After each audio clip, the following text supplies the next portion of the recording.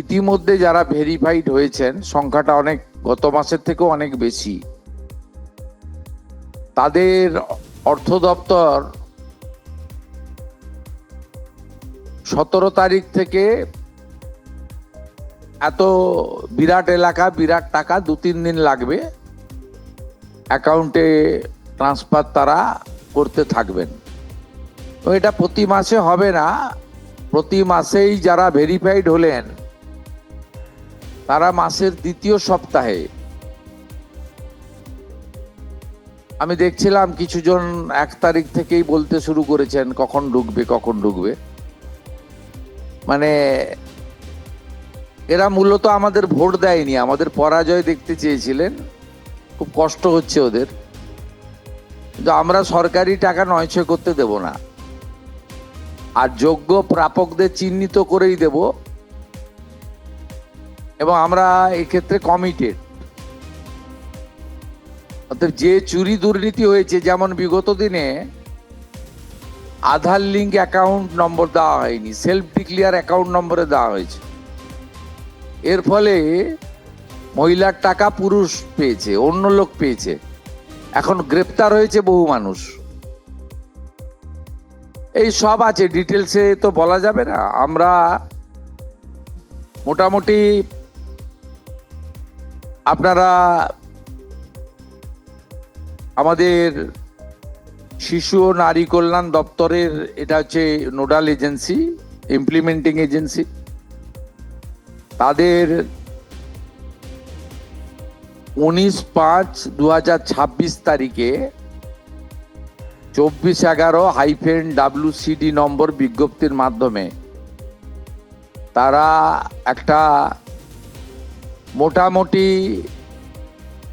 SOP দেয়, তার ভিত্তিতেই ভেরিফিকেশন হয়েছে।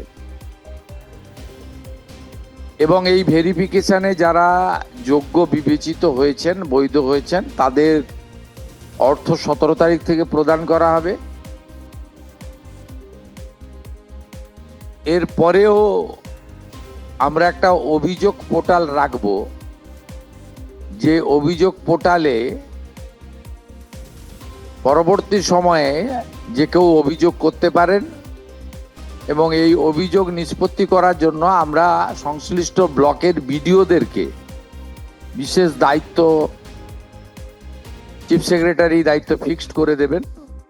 তারা হিয়ারিং নিয়ে একটা নির্দিষ্ট সময়ের মধ্যে নিষ্পত্তি করবেন।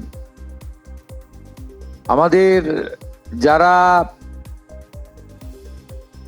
যোগ্য বিবেচিত হয়েছেন তাদের বয়স 25 থেকে 60 বছরের মধ্যে হতে হবে, আগেই বলা আছে। কেন্দ্রীয় বা রাজ্য সরকার, কোনো বিধিবদ্ধ সংস্থা, সরকারি আন্ডারটেকিং, পঞ্চায়েত, পৌরসভা, সরকার, সরকারি সাহায্যপ্রাপ্ত শিক্ষা প্রতিষ্ঠান অর্থাৎ শিক্ষক, শিক্ষাকর্মী, স্থায়ী সরকারি চাকরিতে নিযুক্ত থাকেন, বা পেনশনার্স আসবে না যেহেতু 60 ঊর্ধ্ব, এটা ইরেলিভেন্ট, এরা এই বেনিফিটের মধ্যে পড়ছেন না।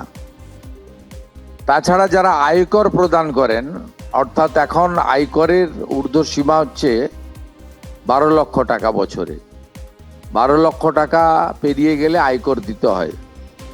যে পরিবার আয়কর দেন, অর্থাৎ যার বাৎসরিক আয় 12 লক্ষ টাকা, সেই পরিবার এই কর্মসূচি অন্তর্ভুক্ত হওয়ার সুযোগ পাবেন না।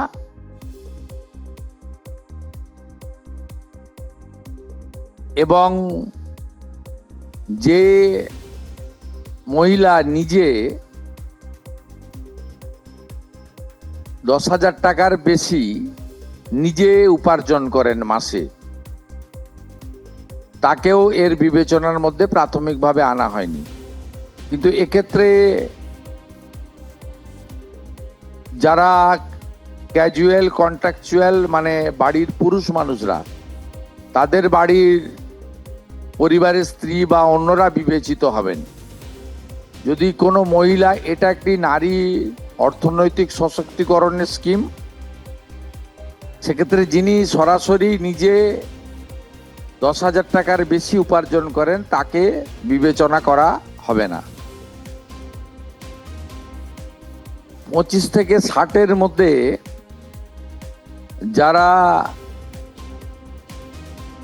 3,000 টাকার কম ভাতা পান, ধরুন উইডো পেনশন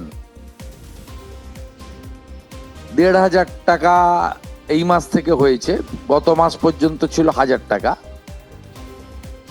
তাদেরকে হায়ারটা দেওয়া হচ্ছে, 3,000 টাকাটাই দেওয়া হচ্ছে অন্নপূর্ণা যোজনাতে। এই ধরনের যত স্কিম 25 থেকে 60 মহিলাদের রয়েছে, যারা 3,000 টাকার কম পান বিভিন্ন ভাতা, তাদেরকে 3,000 টাকার অন্নপূর্ণা যোজনার ভাতাটাই দেওয়া হচ্ছে। আমাদের ভিডিও ভালো লাগলে লাইক এবং শেয়ার করুন। কমেন্ট সেকশনে গিয়ে জানান আপনাদের মতামত। আরও ভিডিও পেতে আমাদের চ্যানেল সাবস্ক্রাইব করুন এবং প্রতি মুহূর্তে খবরের আপডেট পেতে প্রেস করুন বেল আইকন।